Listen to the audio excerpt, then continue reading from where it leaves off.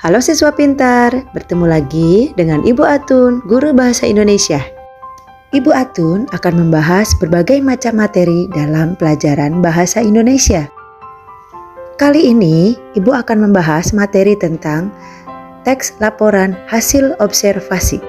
Sebelum kita membahas materi teks laporan observasi, coba siswa pintar perhatikan gambar yang ada pada video. Menurut kalian, apa yang sedang dia lakukan? Betul sekali, dia sedang melakukan pengamatan. Jika siswa itu diminta untuk menuliskan kalimat berdasarkan hasil pengamatan secara langsung, maka kemungkinan kalimat yang akan dia tuliskan adalah, ini adalah serangga. Serangga ini berukuran 3 cm. Serangga ini memiliki sayap. Serangga ini akan hinggap di bunga-bunga. Apa yang disampaikan oleh siswa tersebut itu merupakan fakta-fakta yang dia dapat dari hasil observasi atau hasil mengamati objek yang sedang ada di depannya. Baik, kalau begitu kita akan mempelajari apa itu laporan hasil observasi. Laporan hasil observasi memiliki pengertian teks yang berisi tentang penjabaran umum mengenai sesuatu yang didasarkan pada hasil kegiatan observasi. Observasi. Apa itu observasi? Observasi adalah kegiatan kunjungan atau kegiatan pengamatan. Dan ada beberapa ciri-ciri laporan hasil observasi. Yang pertama, laporan observasi harus bersifat objektif. Objektif artinya informasi yang diberikan sesuai dengan data yang diperoleh selama observasi. Ciri yang kedua, teks yang ditulis harus berdasarkan fakta. Tentunya, fakta yang diperoleh adalah merupakan hasil dari pengamatan. Teks laporan hasil observasi ditulis berdasarkan fakta yang sebenar-benarnya, bukan pada hasil mengarang atau merekayasa. Ciri yang ketiga, laporan hasil observasi tidak menyimpang, ditulis berdasarkan fakta dan tidak memihak pada apapun. Maksudnya adalah bahwa apa yang ditulis tidak boleh memihak atau tidak boleh mengandung dugaan-dugaan atau prediksi-prediksi yang tidak tepat.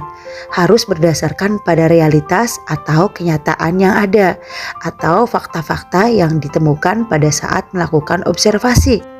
Ciri yang berikutnya, bahwa laporan observasi harus ditulis secara lengkap. Maksudnya bahwa ketika siswa pintar melakukan pengamatan atau observasi terhadap sebuah objek, maka apa yang dilihat itu semua dilaporkan. Jadi berurutan, sistematis, lengkap. Maksudnya data yang dituliskan pada saat kita melakukan pengamatan itu kita tuliskan secara lengkap. Semua dituliskan. Selanjutnya, dalam teks observasi juga kita akan menemukan struktur atau susunan yang membangun sebuah teks. Dalam laporan observasi, kita akan temukan pada bagian pertama disebut sebagai bagian pernyataan umum atau bagian klasifikasi.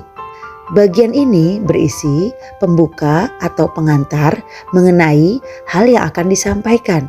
Hal umum tentang objek yang akan dikaji dan juga menjelaskan secara garis besar pemahaman tentang hal itu. Contohnya, jika objek yang akan kita observasi adalah binatang, hal yang akan dibahas dalam bagian ini adalah nama ilmiahnya, klasifikasi umum dari binatang itu.